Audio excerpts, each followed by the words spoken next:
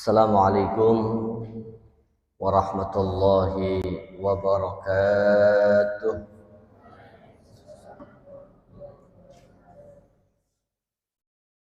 Alhamdulillah,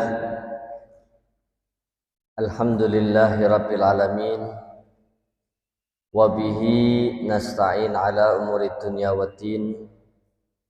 Wa sallallahu wa sallama ala habibi rabbil alamin, Imamil ghurril muhajjalin sayyidina wa maulana Muhammadin wa ala alihi at-tayyibin at-tahirin wa ashabihi al-akramin al-muhtadin wa tabi'in lahum bi ihsanin ila yaumiddin.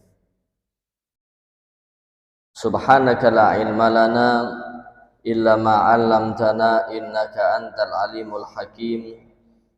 Rabbi shrah li sadri wa yassir li amri wahlul 'uqdatam min lisani yafqahu qawli wahdi qalbi wasaddid lisani bihaqqil Qur'an war rasul was sahbi wal ali. Amma ba'du, syukur alhamdulillah selalu kita panjatkan kehadirat Allah Subhanahu wa ta'ala,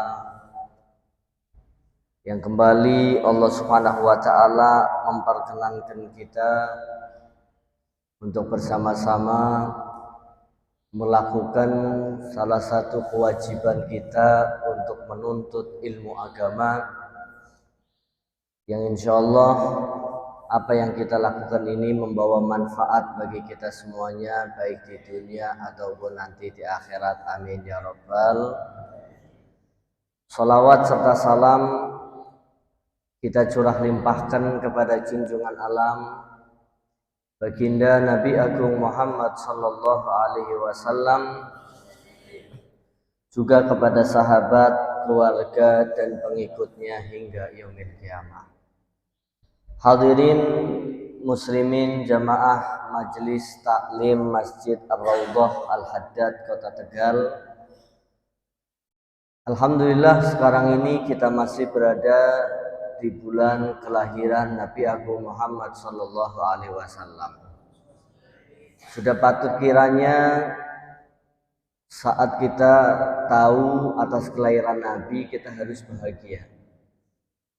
Ketika kita mendapati kabar gembira atas kelahiran anak kita, saudara kita, adik kita, kita merasakan kebahagiaan yang luar biasa, yang padahal bayi-bayi itu kita belum tahu masa depannya akan membawa kebaikan kepada kita atau tidak. Akan tetapi kita sudah bahagia dengan kabar kelahiran mereka. Dengan bayi yang lahir kita masih belum tahu kepastian kebahagiaan yang diberikan kepada kita saja kita bahagia. Bagaimana kita tidak bahagia ketika kita mendengar kelahiran manusia yang paling mulia, yang kelahirannya menjadi penerang bagi kita semuanya, membawa kebahagiaan kepada kita semuanya, yaitu Nabi Muhammad SAW.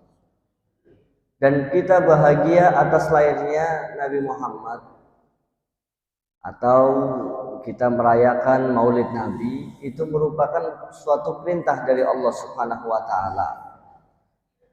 Perintah dari mana? Di dalam ayat Al-Quran Allah Subhanahu wa ta'ala berfirman, qul bifadlillahi wa birahmatihi fabidzalika falyafrahu fabidzalika falyafrahu huwa khairum mimma yajma'un.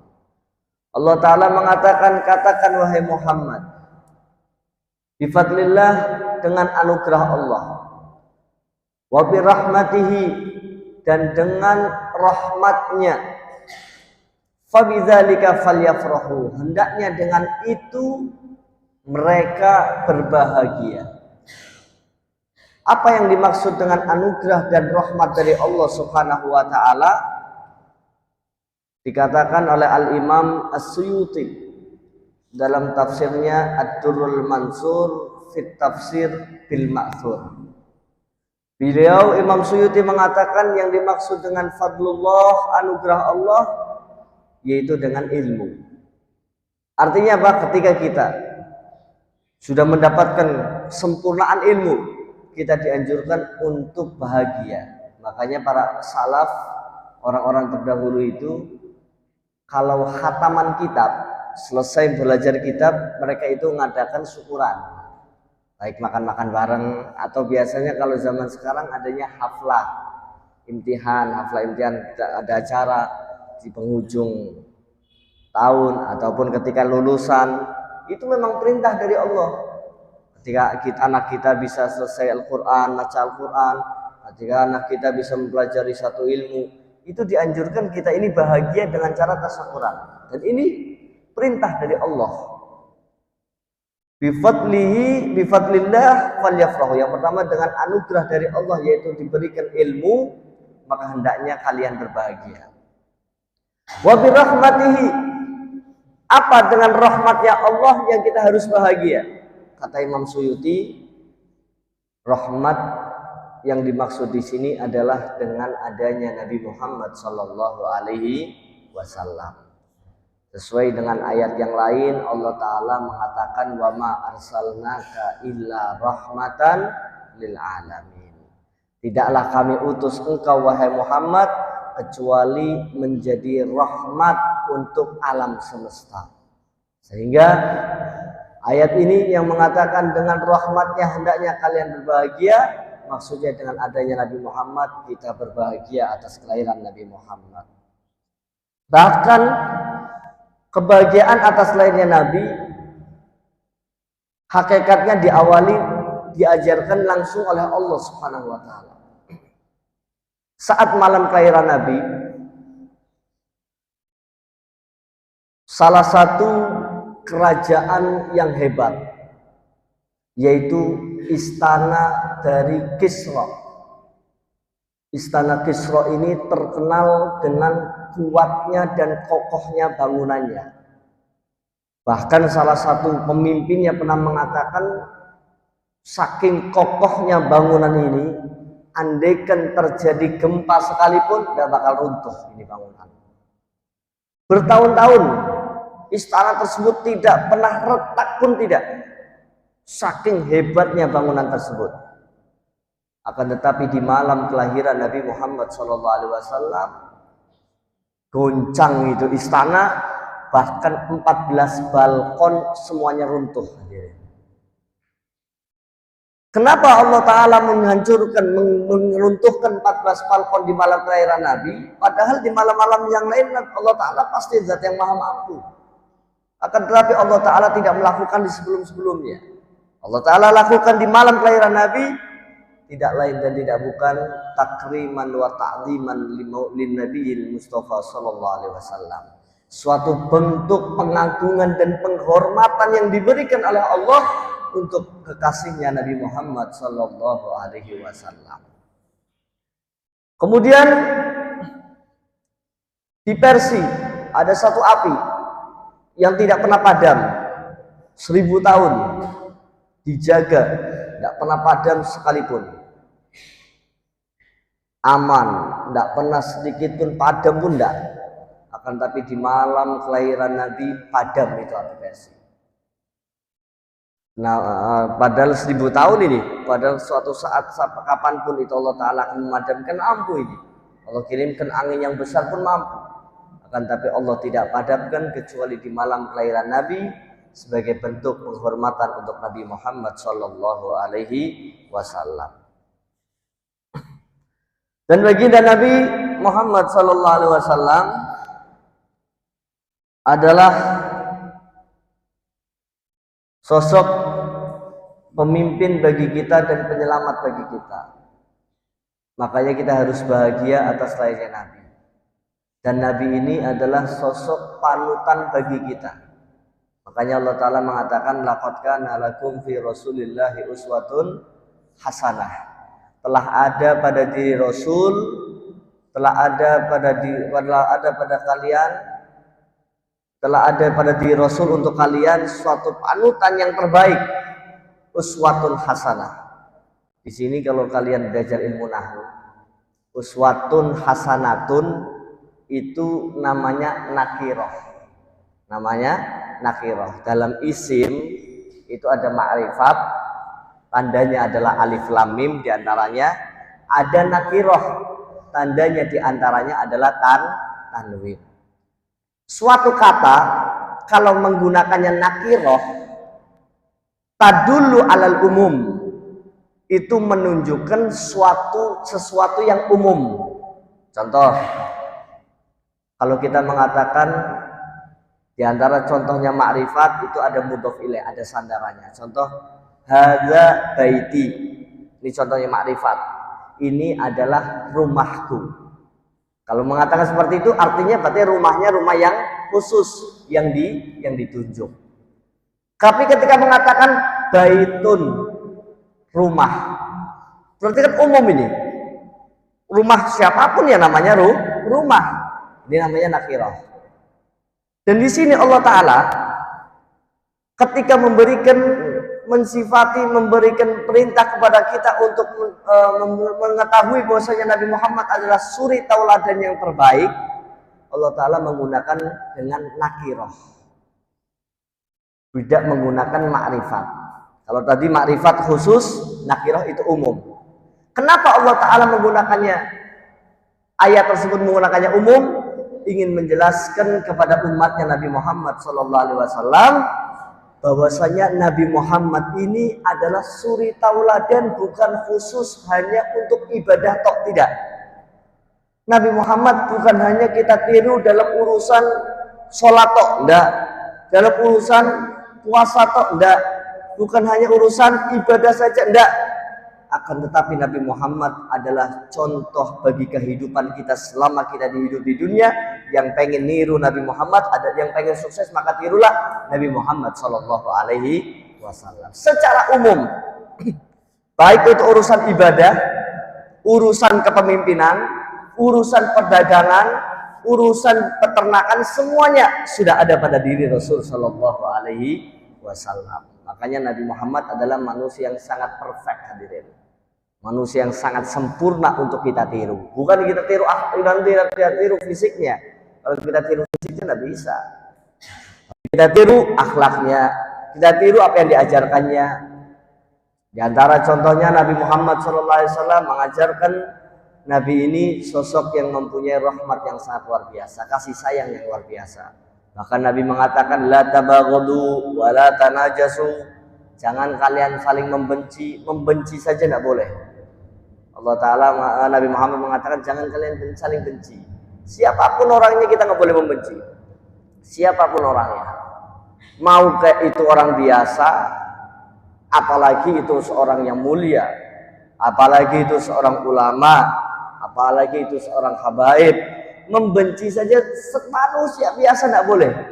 Kita ini tidak diajarkan oleh Nabi Muhammad untuk membenci, tapi kita diajarkan untuk saling memberikan kasih sayang. Makanya Sayyidina Hasan bin Abi Thalib pernah suatu saat dimaki-maki. Beliau Sayyidina Hasan bin Abi Thalib dimaki-maki di hadapan anak-anaknya. Kemudian namanya anak melihat bapaknya dimaki-maki marah. Siapa enggak marah? Kita ngelihat keluarga kita dicaci maki kan pasti marah, dihina, cara bahasa Tegalnya dipaido dengan ucapan-ucapan yang tidak pas, parahin. Kemudian selesai itu orangnya pergi, sudah puas, anaknya ngomong, "Wahai ayahku, orang ini kurang ajar ini. Engkau ini tidak salah, tapi engkau dicaci maki, engkau diomongi segala macam. Aku tidak terima, wahai ayahku."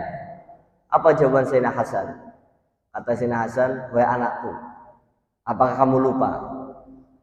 Ayahku adalah Sayyidina Ali bin Abi Thalib. Ibuku adalah Fatimah Az-Zahra. Kakekku adalah Nabi Muhammad SAW. Aku tidak pernah diajarkan bagaimana cara membalas cacian orang lain, tapi aku diajarkan kasih sayang dari Nabi Muhammad SAW. Makanya hadirin, Nabi mengajarkan kita tidak untuk saling membenci, tapi Nabi mengajarkan kepada kita untuk saling menyayangi siapapun orangnya. Mau itu orang baik, mau itu orang tidak baik sekalipun, kita berusaha untuk menebarkan kasih sayang. Berapa banyak Nabi Muhammad Shallallahu Alaihi Wasallam dengan kesabarannya, Nabi Muhammad bisa membawa orang-orang yang jauh dari Allah menjadi dekat kepada Allah Subhanahu Wa Taala. Yang penting ukurannya, hadirin, ukurannya sesuai dengan kita ini ngikuti Nabi. Ukurannya selama itu urusannya pada diri kita, yang dicaci maki pribadi kita, orang manusia kita, artinya urusan dengan manusia, dengan kita, maka kita nggak usah marah. Dengan pribadi kita nggak usah marah. Kita mau dibilang apapun, dibilang ini, kita diam saja sudah. Marah, kita marah, cuman kita sabar. Jangan salah, Nabi Muhammad juga punya emosi. Karena Nabi Muhammad basyarun, Nabi Muhammad manusia, lakal basyar, meskipun tidak seperti manusia biasa. Bahkan diriwayatkan Nabi Muhammad pernah dicaci maki orang, dimarahi sama orang, di hadapan manusia, di depan orang-orang.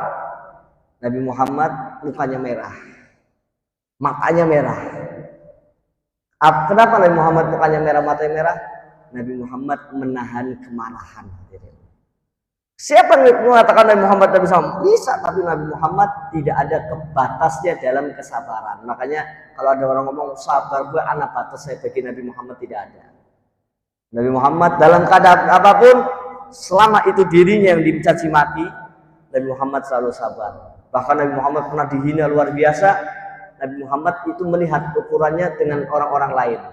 Rahimallahu akhi Musa, laqad udhiya aktsar min hadza. Kata Nabi Muhammad ketika diganggu oleh kaum kafir Quraisy, kata Nabi Muhammad, lebih kasihan lagi, mudah-mudahan Allah Ta'ala menyayangi Nabi Allah Musa.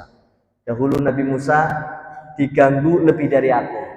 Nabi Musa ini dahulu diganggunya, hadirin, lagi mandi, lepas di sungai, pakaiannya taruh di batu, sama umatnya pakaiannya diambil, dicuri, hadirin. Bayangkan, Nabi ini loh, umatnya yang ambil ini, bandel-bandel ini orang-orang Yahudi.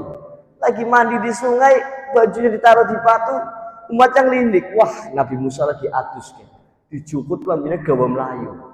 Syuf ini. Kata Nabi Muhammad, ya Allah, dahulu kasihan Nabi Musa, lebih dari aku. Padahal dibandingkan sama Nabi Muhammad, tentunya lebih parah Nabi Muhammad SAW. Makanya para ulama mengatakan, kalau kita terkena musibah, kita kembalikan, ya Allah, kepada Nabi Muhammad. Kita musibahnya cuma seperti ini, lalu Nabi Muhammad lebih dari ini. Terus kita kembalikan seperti itu. Ketika kita bandingkan dengan Nabi Muhammad, ujian kita nggak ada apa-apanya. Ketika kita misalkan urusan ekonomi, Nabi Muhammad 3 hari 3 malam nggak makan, hadirin. Selapar-laparnya kita, insya Allah sedina mesti mangan. Nabi Muhammad 3 hari 3 malam nggak makan pernah. Nabi Muhammad susah, Nabi Muhammad rumahnya lebih susah daripada kita. Sesusah-susahnya kita, Nabi Muhammad lebih susah. Makanya Nabi Muhammad ini adalah contoh bagi kita, baik untuk dalam kehidupan kita. Pengen sabar, ngikutnya Nabi Muhammad SAW. Makanya kita ini terus ikuti Nabi Muhammad. Mudah-mudahan tidak kita keluar dari bulan Rabiul Awal. Mudah-mudahan kita semakin dekat dengan Nabi Muhammad. Dan mudah-mudahan tidak keluar dari bulan Rabiul Awal kecuali kita bisa bermimpi Nabi Muhammad SAW. Amin ya Rabbal. Hadirin yang dimuliakan Allah, kita lanjutkan kajian kitab Al-Fawaid Al-Mukhtarah, masih dalam pembahasan tentang ilmu. Kanal Al-Manfaluti, dahulu ada seorang ulama yang bernama Al-Imam Al-Manfaluti. Yas'alu ibnahu, yang menanyakan kepada anaknya. Wa huwa saghirun, saat itu anaknya masih kecil. Liyaghrisa fi nafsihi uluwal himmah, untuk menanamkan pada dirinya semangat yang tinggi. Qala lahu marrah, suatu saat Al-Imam Al-Manfaluti bertanya, "Ya bunayya, turidu an takuna mislaman fil mustaqbal?" Wahai anakku, kamu nanti cita-citanya ini pengen jadi siapa? Kamu ini pengennya nanti kayak siapa, katanya Imam Al-Fuliti. Qala lahul ibn. Kemudian anaknya menjawab, uridu an akuna mislaka ya abi. Aku pengen jadi seperti engkau wahai ayahku. Saat itu Imam Al-Fuliti ini seorang alim besar, seorang ahli ibadah, seorang yang saleh. Sehingga anaknya mengatakan, aku pengen nanti kalau besar seperti ayah. Kemudian ayahnya mengatakan, qala lahu la. Jangan. La taqul hakadha. Jangan kamu katakan seperti itu. Li'annani wa ana saghirun kuntu atamanna an akuna misla Ali bin Abi Thalib. Karena aku itu dahulu pas kecil, aku ini cita-citanya pengen jadi seperti Sayyidina Ali bin Abi Thalib. Pas aku kecil, aku cita-citanya pengen jadi Sayyidina Ali bin Abi Thalib. Fal farqu baini wa bainak sayakuna misal farqi baini wa baina Ali bin Abi Thalib. Nanti kalau kamu ini cita-citanya sama seperti aku, nanti perbedaannya seperti aku dengan Sayyidina Ali bin Abi Thalib bakal jauh. Aku saja ketika cita-cita Sayyidina Ali jadinya seperti ini, bagaimana kalau kamu cita-citanya seperti ayahmu ini, bakal jadi lebih rendah. Fakabbiril himmah wandur ilal fawq. Maka besarkan semangat engkau dan lihatlah yang ke atas. Jadi hadirin gini, orang-orang terdahulu ini memotivasi anak-anaknya untuk mempunyai cita-cita yang tinggi. Kita dianjurkan untuk mempunyai cita-cita. Kita kan kalian kan waktu kecil-kecil biasanya disuruh nulis cita-cita. Cita-citanya jadi apa? Anak sing jadi presiden, anak sing jadi apa lagi? Pilot, apa lagi? Dokter, apa lagi? Lurah atau rendah. Cita-cita macam-macam. Nah ini orang-orang terdahulu pun diajarkan, ayo kamu pengen jadi apa? Akan tetapi orang-orang terdahulu mendoktrin orang tuanya ini, mendoktrin anak-anaknya ini mempunyai cita-cita, tapi dengan orang-orang soleh, hadirin. Dengan mirip seperti Sayyidina Ali, mirip dengan Sayyidina Abu Bakar, mirip. Jadi pengen seperti beliau. Jadi cita-cita anak ini, yang orang gede pengen kayak beliau. Saya kalau besar. Jadi mereka mendoktrin anak orang tua ini, mendoktrin anaknya dengan orang-orang yang hebat, yang urusannya dengan agama. Andaikan urusannya dunia, andaikan masalahnya dunia, tapi tetap kepada orang-orang soleh. Contoh, aku pengen jadi Sayyidina Utsman. Sayyidina Utsman itu orangnya kaya raya tapi loman. Aku pengen jadi Sayyidina Abdurrahman bin Auf. Sayyidina Abdurrahman bin Auf itu rumahnya di tengah-tengah kota. Ibaratnya sekarang di alun-alun. Akan tapi semua asetnya diberikan kepada Rasul Shallallahu Alaihi Wasallam. Jadi seperti itu. Kalau dunia tapi tetap disandarkan kepada orang-orang soleh.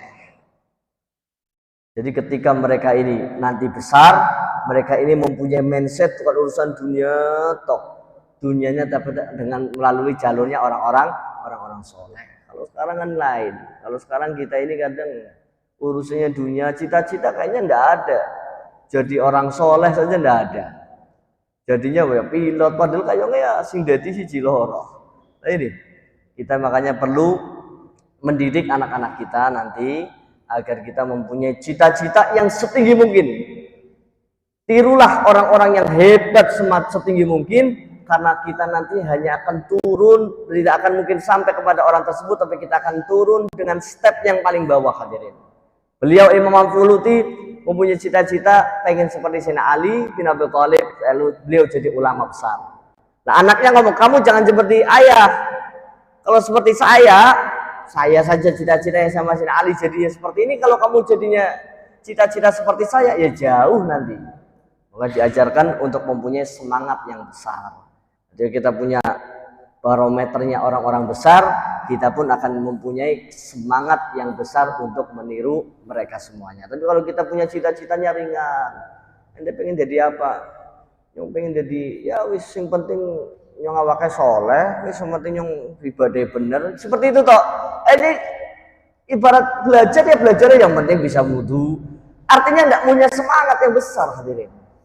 Ketika kita mencari ilmu kita semangat, enggak, kita selain jadi untuk diri saya, untuk keluarga saya pengen untuk manfaat kepada orang lain. Minimal orang lain ini tahu, saya bisa ngasih tahu. Jadi kita punya semangat yang besar. Urusan nanti jadinya seperti apa itu urusan Allah Subhanahu wa taala. Karena selanjutnya adalah istihadul ulama fi talabil ilm. Semangatnya para ulama dahulu itu dalam mencari ilmu. Agar kita tahu ini.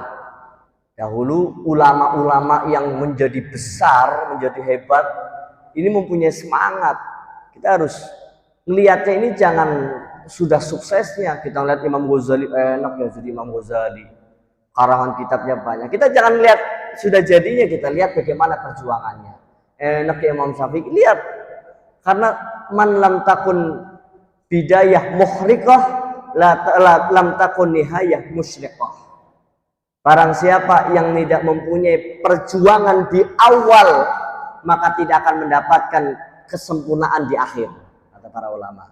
Man lam takun bidayah muhriqah, lam takun nihayah musyriqah.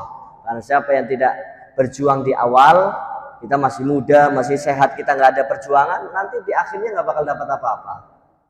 Makanya kita diantara ini para ulama juga menafsiri, artinya ketika kita pengen nanti sukses di akhirat, ya ini awalnya itu di dunia. Kita harus mempunyai perjuangan yang besar. Orang yang di dunianya males, bagaimana di akhiratnya bakal mendapatkan kesuksesan. Makanya kita hidup di dunia harus punya semangat. Tapi banyak masalah, dunia tempatnya masalah. Kita selesai dari satu masalah, pasti datang masalah selanjutnya. Gak bakal selesai masalah dunia ini. Tugas kita di dunia ini hanya merespon. Kita ada masalah, kita jalani. Oh, berarti seperti ini, kita jalani, selesaikan. Ini selesai, dijamin datang lagi masalah. Dunia ini gak ada selesainya, hadirin. Selesai urusan keluarga, urusan tangga. Urusan tangga selesai, urusan utang. Terus, sampai kapan? Sampai meninggal dunia. Meninggal dunia, kalau kita belum sukses, belum menjadi orang-orang soleh, ya masalah lagi nih. Terus, tapi kalau kita meninggal husnul khatimah, insya Allah kita akan sukses, artinya selesai sudah. Andai kan kita meninggal dalam keadaan Islam tapi masih banyak masalah, ya masih banyak nakal-nakalnya, ya nanti tetap masalah dulu sampai nanti akhirnya ujungnya kita masuk ke dalam surganya Allah Subhanahu wa taala. Di situ insya Allah sudah tidak ada masalah. Makanya kita nggak usah urip ya ke masalah. Ya memang dunia tempatnya masalah. Makanya kalau ada iklan mengatasi masalah tanpa, ini nggak ada ini. Dunia tidak ada seperti itu, mengatasi masalah nambah masalah. Selesai masalah ini makanya datang masalah lagi, hadirin. Ini iklan hoak ibaratnya seperti itu. Yang namanya masalah nggak ada yang selesai. Oke lah, urusan itu selesai. Nanti yang satunya datang belum selesai. Karena ini tempatnya masalah dunia. Yang penting kalau kita merespon, kita jalani sesuai dengan keimanan kita, masalah itu menjadi ringan semuanya. Yang penting kita selalu kembali kepada Allah Subhanahu wa ta'ala. Yang bikin masalah, yang menakdirkan ada masalah adalah Allah. Dan Allah mempunyai lebih besar jalan keluar daripada masalah kita. Makanya ketika kita ada masalah, kita kembalikan sama Allah. Allah ta'ala mempunyai jalan keluar ini lebih luas daripada masalah yang kecil itu, hadirin. Makanya tugas kita respon, insya Allah Allah akan memberikan jalan keluar bagi kita semuanya. Kita lanjutkan pembahasan tentang semangatnya para ulama dalam mencari ilmu. Karena Sayyiduna Syekhul A'immah. Dahulu ada seorang Syekhul A'immah, gurunya para imam. Gurunya para imam, ini orang luar biasa.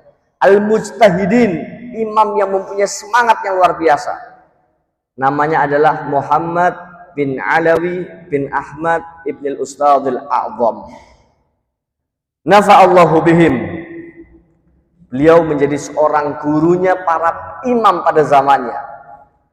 Fi ayyami talabihi al-ilma, beliau saat menjadi, ibaratnya saat mengasih ngaji, saat mencari ilmu, yutali' qira'atahu fil lail.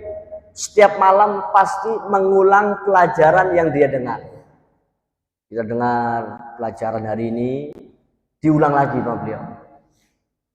Fayastagrik ba'dahu aw jullahu, sampai-sampai menghabiskan sebagian malam, bahkan sebagian besar malam dihabiskan hanya untuk diulang terus itu pelajaran. Wa rubbama istaghraqal laila kullaha. Bahkan kadang-kadang satu malam habis untuk mengulang pelajaran. Wa hukiya, sampai-sampai diceritakan annahu ihtaraqa alaihi bisirat 13 imamah inda mutala'atihi li syiddati istighraqihi fiha. Sampai-sampai diceritakan dahulu ini beliau tidak ada lampu, sehingga kalau mutolaah juga penuh perjuangan. Kalau sinau, cara bahasa sekarangnya sinau, dengan ilmu yang didapatkan penuh perjuangan. Mungkin dahulu makanya lampu ceplik ini atau patromak ini. Saat itu beliau yang intinya lampunya ini sudah nggak nyala, tapi beliau masih sinaunya belum selesai nih. Akhirnya karena masih semangat untuk belajar, untuk sinau, beliau membakar imamah milik beliau untuk dijadikan api, kemudian untuk menerangi sampai 13 imamah dibakar hanya untuk mempelajari ilmu. Hadirin, itu semangatnya sampai seperti itu. Kemudian qala Al-Habib Ali bin Muhammad Al-Habasyi, berkata Al-Habib Ali bin Muhammad Al-Habasyi, muallif Maulid Simtud Durar, wa ana kuntu ayyam istihadi. Beliau kita tahu seorang ulama besar. Bahkan kalau haulnya di Solo itu salah satu haul yang terbesar. Beliau banyak dikagumi oleh orang-orang. Bahkan hampir seluruh umat Islam ini mengenal Al-Imam Ali bin Muhammad Al-Habasyi, dan maulidnya di mana-mana itu dibaca. Akan tapi beliau, wa ana kuntu ayyam istihadi fit talab, saat kata beliau, saat aku ini masih menjadi santri, saat aku ini masih belajar ilmu di Mekah, yaitu di Mekah, utali'u ana, aku ini sinau, wa akhi Husain, bareng dengan saudaraku Husain, wa Alwi As-Saggaf, dan Alwi As-Saggaf, al-laila kullahu fil mahalli. Aku pernah beliau mempelajari ilmu, mutolaah ilmu, membahas tentang satu syarah Al-Mahalli. Syarah Al-Mahalli ini salah satu syarahnya kitab fikih. Wa nuhaddits asyar syarhan al-Minhaj, syarahnya kitab Minhaj. Minhaj ini mempunyai syarah banyak. Di antaranya ada Mahalli, ada lagi Mughnil Muhtaj, Nihayatul Muhtaj, banyak syarahnya Minhaj. Kemudian aku habiskan satu malam dengan dua orang yang lain, Sayyidina Al-Habib Husain wa Sayyidina Alwi As-Saggaf, mempelajari kitab Al-Mahalli itu, bahkan mendatangkan 12 kitab syarah-syarah yang lainnya. Terus sepanjang malam, wa nu'allikuha bi adnaniha, kemudian aku ingat-ingat di otak kami. Saat aku belajar, wa yakhruju walidi akhirul lail. Saat aku belajar, tiba-tiba di akhir malam, artinya sudah mulai jam 3 malam, tiba-tiba orang tua abahku ini keluar, ayahku keluar. Wa yuhassiluna nutali'. Kemudian melihat kita orang lagi masih sinau. Fayaqul, kemudian ayahnya mengatakan, adgum fi ayali tutali'un barakallahu fikum. Masyaallah, apa keluargaku masih pada belajar. Semoga Allah Ta'ala memberikan keberkahan kepada kalian. Orang tuanya bangga, hadirin, ketika melihat bangun dari tidurnya di akhir malam, ternyata mendapati anaknya sedang mempelajari ilmu. Beda kalau zaman sekarang. Mungkin ayahnya bangun di akhir malam, melihat anaknya masih bangun tapi lagi main handphone, kadang lagi nonton TV. Ya kan sedih nih. Kalau zaman dulu ini orang-orang soleh, mereka menghabiskan malam bukan untuk game online, bukan untuk scroll Instagram lah, Facebook lah, apalagi status WhatsApp, kadang sampai khatam. Kontaknya kabeh, statusnya khatam kabeh. Kalau dahulu sibuk dengan mencari ilmu, menuntut ilmu, mutolaah terus. Sehingga ketika orang tuanya keluar, oh masya Allah, masih tadi sedang belajar, sehingga orang tuanya sangat bahagia. Kalau mereka berkata, Inna Sayyidina Abdurrahman bin Ali, bahwasanya Sayyidina Abdurrahman bin Ali yukarrir lawhahu qabla qiraati ala Syekh 25 marrah. Dahulu ada seorang bernama Sayyidina Abdurrahman bin Ali. Itu beliau setiap mau belajar sama gurunya, misalkan mau belajar nih, ini misalkan baik kitab Muhtaram, misalkan kita tahu ini dari sini pembahasan ini, itu orang-orang terdahulu itu sudah membaca dulu Contohnya Sayyidina Abdurrahman bin Ali. Diulang bacaan-bacaan tersebut yang mau dipelajari 25 kali. 25 kali diulang terus, dipelajari lagi. Sampai akhirnya nanti gurunya mengajarkan.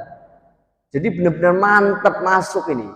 Kita kadang baru belajar, baru 2 menit is hilang kabeh kadang. Dicatat, tapi tidak pernah dibuka. Nah ini, mereka orang dahulu itu diulangi, dihafalkan, ibaratnya direkam di ini segala macam. Kemudian bukan hanya itu, tapi benar-benar diulangi. Jadi, oh, Miki diajarkan seperti ini, kembali ingat. Sebab kadang pertama kali kita mempelajari kita ingat. Tapi kalau kita langsung dihilangkan, langsung kita nggak mengulang lagi, ya hilang sudah. Makanya perlu pemantapan agar ilmu tersebut terpatri dalam otak kita. Wa kana Syekh Abu Ishaq Asy-Syirazi. Dahulu ada ulama namanya Abu Ishaq Asy-Syirazi, Imam Asy-Syirazi mengulang pelajarannya itu setiap mengulang pelajaran mau belajar itu 1000 kali. 1000 kali ini diulang. Bayangkan satu aja udah berat, ini 1000 kali. Wa Sayyidi Ahmad bin Zain al-Habsyi. Ahmad bin Zain al-Habsyi adalah 25 kali. Kanal Habib Muhammad bin Husain al-Habsyi. Dahulu ada seorang ulama namanya Habib Muhammad bin Husain al-Habsyi. Ma'indu ilim. Beliau ini salah satu gurunya, kalau tidak salah gurunya Mbah Hasyim Asy'ari, muassis Nahdlatul Ulama. Beliau Al-Habib Muhammad bin Husain al-Habsyi dahulunya ini tidak punya ilmu. Wa kana sababu talabil ilm, dahulu beliau ini sebab mencari ilmunya itu annahu khataba bintal Habib Muhammad bin Qutban. Beliau suatu saat meminang putrinya Al-Habib Muhammad bin Qutban. Jadi ketika Al-Habib Muhammad bin Qutban ini gampangnya ini, kalau kita baca ini bentar lagi bunyi nih belnya ini. Yang intinya dahulu ini Al-Habib Muhammad bin Husain ini bukan seorang santri, belum nyari ilmu. Sampai suatu saat senang sama perempuan, kemudian orang tuanya ini ngomong, kamu kalau nikah sama anakku itu harus ibaratnya gelem ngaji. Nek orang ngaji ya mau. Bayangkan. Dan urus kamu mau orang kaya kayak orang apa, yang penting kamu gelem ngaji, nyari ilmu. Artinya orang tuanya ini hadirin, orang-orang dulu ini nggak kayak sekarang. Kalau sekarang kan kalau kita misalkan punya anak, nyari mantu, kan yang ditanya ente kerjanya apa? Dua mobil apa orang, dua motor apa orang, kan seperti itu. Ismapan apa dulu? Orang-orang terdahulu ndak. Ente belajar ilmu ndak? Ente ngaji karo siapa? Inilah urusannya dengan ibadah. Ketika mereka sudah mempunyai ilmu, ndak urus masalah dunia, hakir, sesuatu yang hina, bisa dicari barang-barang dan sudah ditakdirkan oleh Allah Ta'ala. Tapi yang diutamakan orang-orang terdahulu adalah ilmu. Mudah-mudahan Allah Subhanahu wa Ta'ala memberikan semangat kepada kita untuk belajar menjadi santri, untuk mempelajari ilmu, dan tidak ada kalimat telat untuk mencari ilmu, karena ilmu ini tidak berhenti kecuali sampai saat kita meninggal dunia. Dan mudah-mudahan apa yang kita lakukan, ilmu yang kita dapatkan bermanfaat di dunia sampai nanti di akhirat. Amin ya rabbal alamin. Wallahu a'lam bishawab. Ya Rabbana